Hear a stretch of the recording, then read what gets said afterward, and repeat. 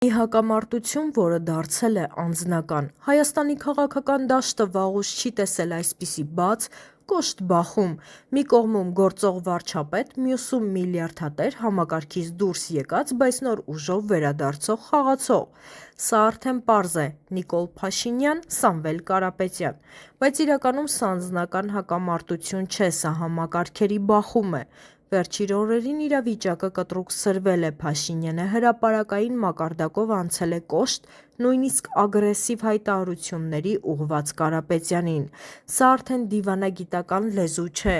սա բաց ճնշում է։ Երբ քաղաքական պայքարը մտնում է ուժային փուլ, առաջին ազդանշանը միշտ նույնն է՝ քրեական գործեր։ Եվ հիմա դա արդեն տեղի ունեցել։ Կարապետյանի քաղաքական թիմի անդամները հայտնվել են իրավապահների ուշադրության կենտրոնում։ Մեղադրանք, ընտրակաշառք, բարեգործության անվան տակ գումար բաժանել ընտրողներին։ Բայց ամենասենսացիոն մասը սա չէ։ Քննիչները հրապարակել են նաև գաղտնի հեռախոսային խոսակցություններ։ Սա նշանակում է՝ խաղը տեղափոխվել է ստվերային վերահսկման դաշտ, իսկ ընդդիմությունը սա անվանում է իշխանության խուճապ։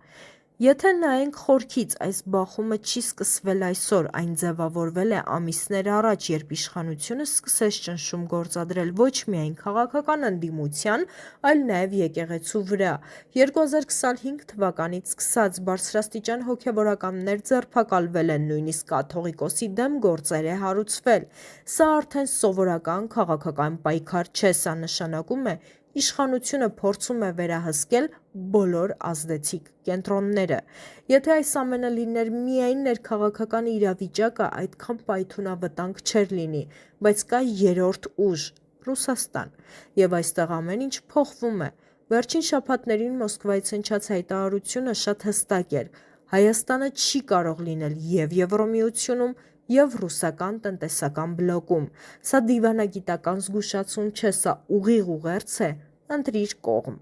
Միաժամանակ Հայաստանը ակտիվացնում է կապերը Արևմուտքի հետ, ԱՄՆ-ի հետ խոշոր համաձայնագրեր, Եվրամիության հետ ինտեգրման քայլեր, միջազգային աջակցություն։ Եվ հենց այս պահին Հայաստանը հայտնվում է այն դիրքում, որը պատմության մեջ միշտ ավարտվել է նույն ձևով՝ ճնշում, բախում, վերադասավորում։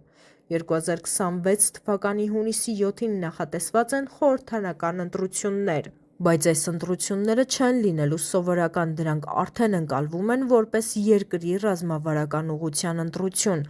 Այսինքն քվեարկությունը իրականում որոշում է՝ Հայաստանը գնում է դեպի Եվրոպա, թե վերադառնում է ռուսական ազդեցության տակ։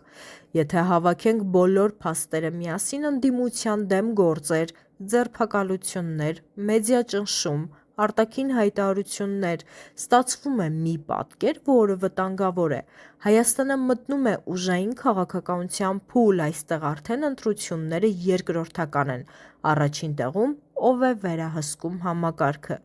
Քաղաքական կուլիսներում շրջանառվում են 3 հիմնական սցենար՝ կոշտ վերահսկողություն, իշխանությունը պահում է դիրքերը ուժային մեթոդներով, բաց բախում, ընդդիմությունը դուրս է գալիս փողոց, արտաքին միջամտություն, խաղի մեջ մտնում են արտաքին ուժեր և ամենավտանգավորը երրորդ սցենարն է։ 2026 թվականի մայիսի 4-ին Երևանում տեղի է ունենալու կարևոր միջազգային գագաթնաժողով։ Այդ օրը Հայաստանը լինելու է ամբողջ աշխարհի ուշադրության կենտրոնում, բայց եթե ներքին իրավիճակը սրվի հենց այդ ժամանակ, Հայաստանը կարող է վերածվել միջազգային սկանդալի կենտրոնի։ Այս թեման դարձել է համար 1-ը, որովհետև այն միաժամանակ ունի 3 մակարդակ՝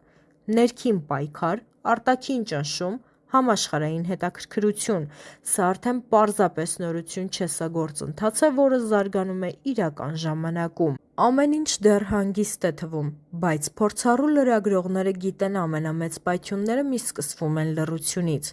Երևանը հիմա հենց այդ փուլում է, և ամենակարևոր հարցը մնում է բաց՝ ո՞վ է առաջինը կանի հաջորդ քայլը։